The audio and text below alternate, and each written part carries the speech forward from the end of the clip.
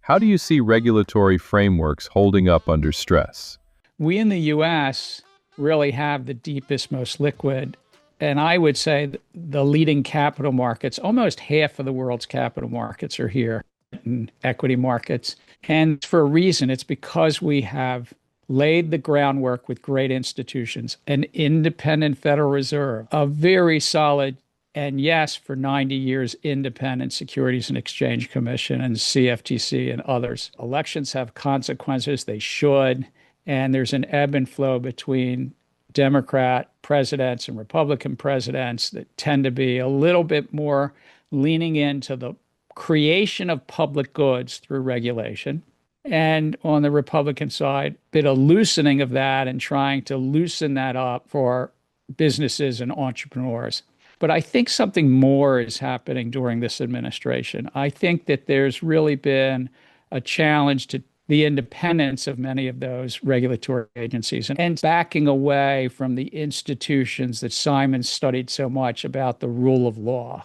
And that when the Department of Justice or the Federal Housing Finance Agency, the FHFA, or the Federal Communications Commission are suggesting that if a company that does not do something aligned with this administration, that they'll be investigated or that they'll have their license removed, like the Federal Communications Commission has talked about, that undermines not just democracy, but it undermines the rule of law and undermines economic opportunity. Are there areas where consequences have not yet caught up with power? Whenever technology changes, it's pretty common that regulation falls behind. Perhaps some of that is normal and even not such a bad thing because we don't know exactly what AI will it turn into a bust. I think crypto has got a lot of issues around regulation. And I think systemic risk, John, is something that was quite salient on everybody's mind in 2009 and 2010. I don't find it to be quite as clear in the language used by the Federal Reserve and other officials today. And that's a worry, for example, around what may or may not happen to private credit. So critical to economic well-being and fairness and systemic risk is market integrity. And now let's look at what's happening in prediction markets. How do you protect the integrity of the underlying market? And John, I'll do a shout out. You wrote an excellent piece on prediction markets. You've written multiple pieces on it. But how do you protect the integrity of elections? How do you protect the integrity is if you're going to go in, agree or disagree, but if you're going to go into Iran or Venezuela to take out the leader and seek regime change, that somebody might be betting on those markets and they might be in receipt of material non-public information when they're trading on poly markets or Kalshi. Oh, I hope we do an episode on should members of Congress be allowed to trade stock, John? That's a great example of the sort of thing we can and should explore. Oh, Simon, let's do that. I mean, Rahm Emanuel has already come out and said members of the government, but particularly members of Congress, should not be able to trade in any prediction market. Our public wants to trust that each member is making a view known and expressed based on what's good for the constituents in their district or state or this country. I'll reserve what I'm going to say about whether members of Congress should be allowed to trade on individual stocks. Or oil. How about being able to trade on the price of oil ahead of announcements, Gary? Yeah, you can see me hugging Rahm Emanuel on prediction markets. If someone has a subject suggestion for you, what should they do? Powerandconsequences.com. Just go right to the top bar and hit episode ideas and just shoot an idea to Simon and me. We're going to look for good ideas from students, from listeners, from the public. I got a great one, John, from one of my neighbors, a young guy, just out of college. The business of space. So what are the consequences of allowing private individuals to acquire property or control over satellites or data centers in space or the moon or maybe even Mars?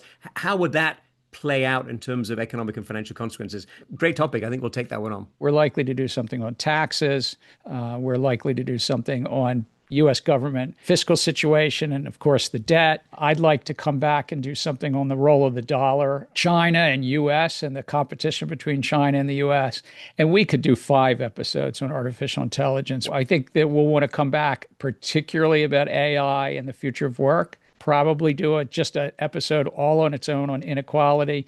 Again, I'm not committing on any of these, but all of these, industrial policy, I know we want to take a deep look on. So those are some of the thoughts. But yes, John, I know, from time to time you'll say, can we do something on financial regulation or the bank capital rules? And we will. It's not the center of this podcast, though. Tariffs. We're definitely going to do one on tariffs pretty soon, Gary. That's a great topic. What is the one thing that you want listeners to take away? Messaging, politics, and analysis. It's the 3 together, John. That's what moves the ball or doesn't. And as Gary said, you get your analysis may be great. You've lined up the coalition, but what's the message? Is it simple? Can you communicate? At its core, whether it's a young professional listening, whether it's a family member, mine or somebody else's, or a senior executive in the Senate or in business, to me, it's about distilling and getting to the ground truths. I learned early at Goldman Sachs, I was in the merger and acquisition business, that the best M&A bankers, which I would also say are the best private equity investors as well, is folks that can figure out what's the value proposition, what's really going on here in this business, what are the gating factors, what are the competitors doing. Same thing in policy land. So much of what happens on a daily basis is messaging. And so I hope that we can just help people discern signal from noise, to stay calm in the midst of the back and forth, to understand that many of the things we're debating now have been debated sometimes for centuries. And we really do try to do this as best we can from the middle, not taking a left or a right view as well, John.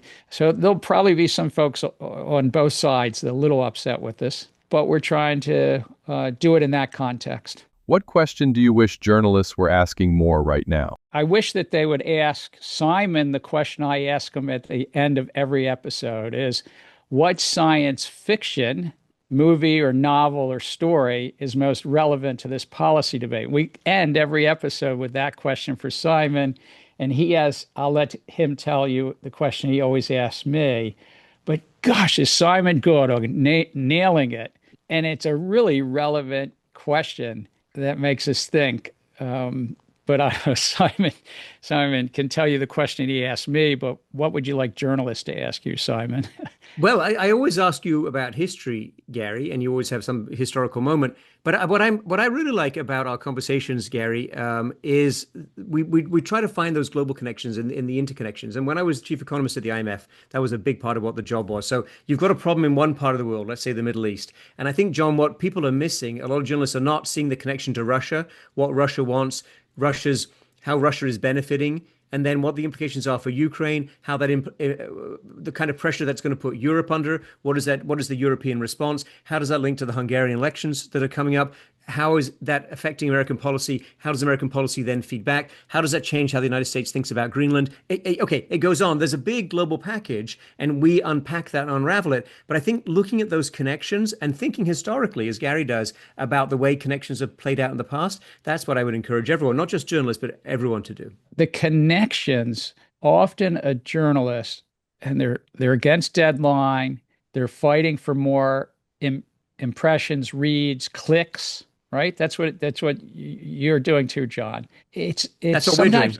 And that's maybe what Simon and I are doing too now. It's the connections to that next story. If a journalist said at the end of every interview, what is it that I'm not researching now, but what is the story of tomorrow I should be researching? Like Iran conflict, what's the story tomorrow? Well, it's about food pricing. When fertilizer pricing goes up, it's the spring planting. We're already probably in a mess for the fall, by the way, John. We already probably, and Zippy Duval and the American Farm Bureau, all these folks. They're really good folks. I got to know them when I was the CFTC and learned about it. But it's looking around corners. I, with journalists, would say, all right, I've just did this story on private credit or immigration, but what's around the corner? How's this connection going to affect? And then the journalist will get a great lead and get a jump on a story that others aren't researching yet.